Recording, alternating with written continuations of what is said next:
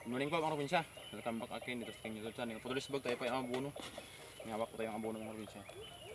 Kasi nasa second to third generation na itong ating banglid to na itong mga probinsya. Kaya kailangan natin lagyan ng abono para nang sa ganun parang bago rin tanim yung mukha nila mga probinsya. Kasi tayo naman parang payat na sila. Pero ganun pa man okay pa rin mga probinsya. Kaya agapan natin to para mapagkinabangan pa natin mga probinsya. So tara, let's go. Sosyal mga probinsya, ganun pa rin yung ating paraan sa pag-alaga ng saging or pagkalagay ng abono. Paikot lang po tayo bago natin lagyan ng abono. Round wheeling lang natin para hindi makain ng mga damo yung mga ating nilagay na abono mga probinsya. Para direkta dito, sip-sip yung mga ugat niya ng abono mga probinsya. Walang kahati, wala silang kahati mga probinsya.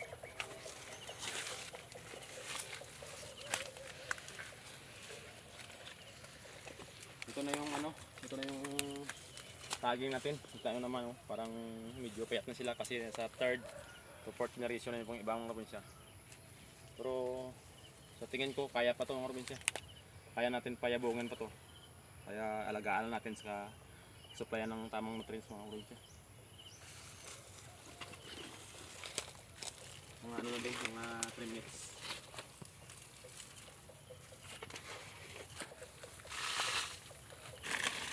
Sabi nga nila wala daw tayo perfecto na farmer mga probinsya. Pero sa tingin ko marami na tama naman yung ating mga paraan dito kasi napakarami na po tayong harvest na saging dito mga probinsya. 1,000 na po yung ating nabinta dito. Ito sa ating banglid, sa mga iba nating area, marami rin tayong natiba doon mga probinsya. Na nagkasakit yung mga saging natin mga probinsya, pero kaya natin yan labanan mga sakit ng mga probinsya. Sipagan lang natin.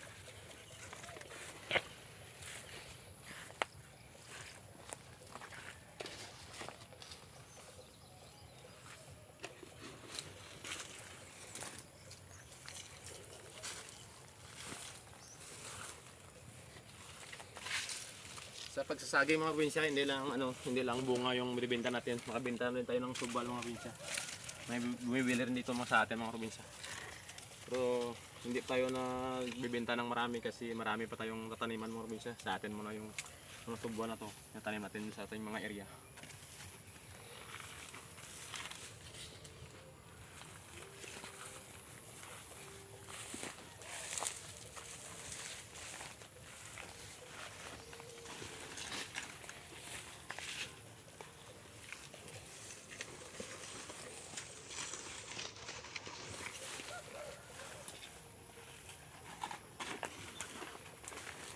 Sa hindi pa nakasubscribe sa akin channel mga probinsya, bigay naman. Please like, share, and subscribe at pinutin nyo yung notification bell para update kayo sa mga upload ko. Salamat po.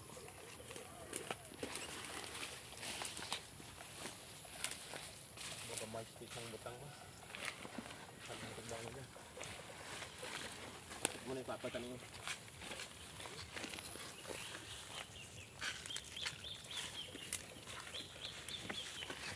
Nag-spray na po tayo dito mga probinsya ng hindi naman patay na yung mga damo.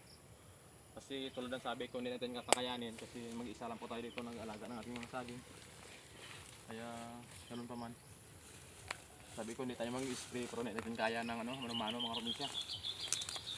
Okay lang naman to mga probinsya kasi once lang tayo sa isang taon, isang beses lang tayo nag-spray mga probinsya. Para hindi na masyado masira yung ating mga lupa.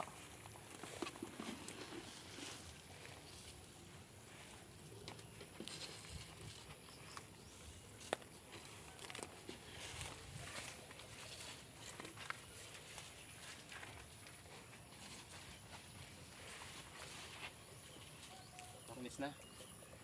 4. Okay na.